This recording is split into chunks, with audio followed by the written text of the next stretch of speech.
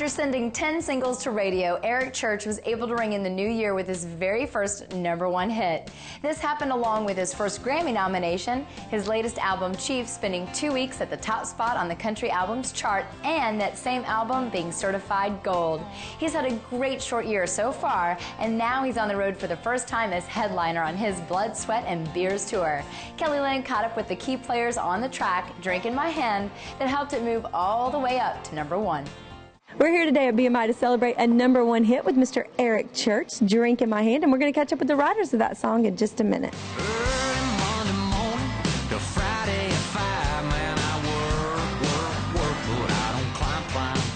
I found Michael Heaney, and he wrote this song with Mr. Eric Church and Luke Laird. How are you today? I wrote the song with Luke Laird and Eric Church. I'm doing excellent, thank you. All right. I see that you do have something in your hand. It's not a drink. No, it's a cigar because I quit smoking, so I'm now just holding things.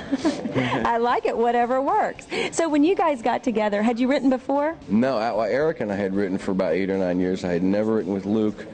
It was our 3rd or 4th day out on this trip in North Dakota, and we had seen his crowd go crazy that night, and that song just sort of fell out at about 2 o'clock in the morning.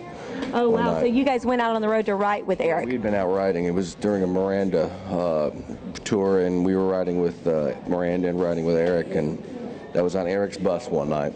Yeah. So after seeing the show, who came up with the title? Did it just, like you said, it just fell out? We were talking about how crazy the crowd was, and I think someone just said, "Man, all you got to do is put a drink in their hand," and it fell out. We just started writing.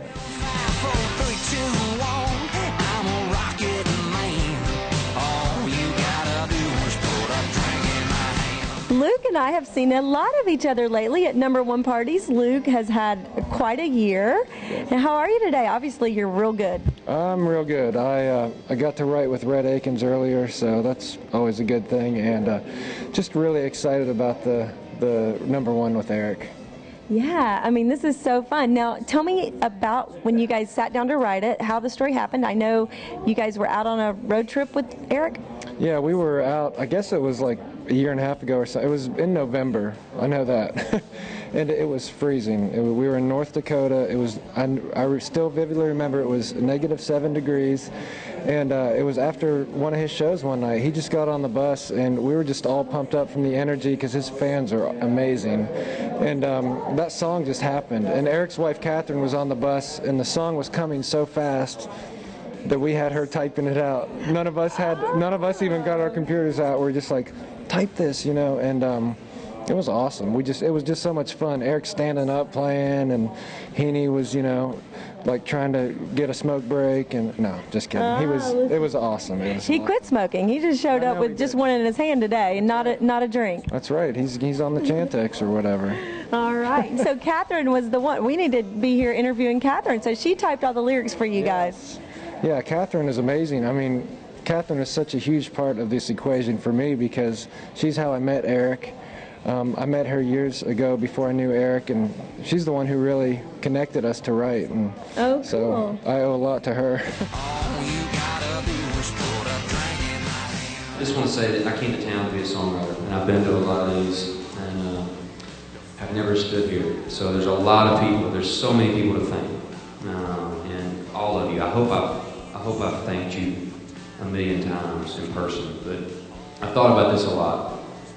And I want to thank one group, and that's the EMI promotion team. They were handed with me. Our first single was Smoke a Little Smoke, and they didn't flinch.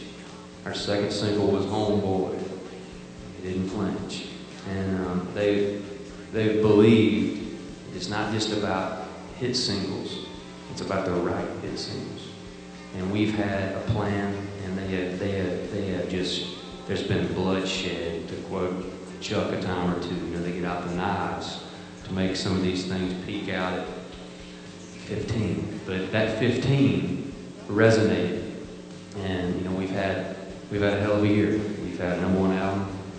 We're selling out arenas across the country, and now we have #1 record. So I just want to thank Angel, Steve, you guys for going out there, and the Capitol Group too. They laid the foundation, but I feel like these guys went to the mat on this one, and I appreciate it more than you guys ever know. And as far as people thinking that we've had a lot of success and resting on our laurels.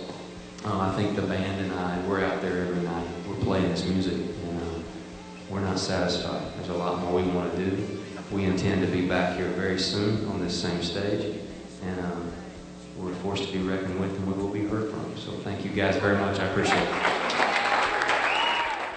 The Blood, Sweat, and Beers Tour continues through next month with Brantley Gilbert and others, so you should definitely check that out when it comes to your part of the world. It's time for a quick little break, but make sure to come on back for Inside Music Row right after this.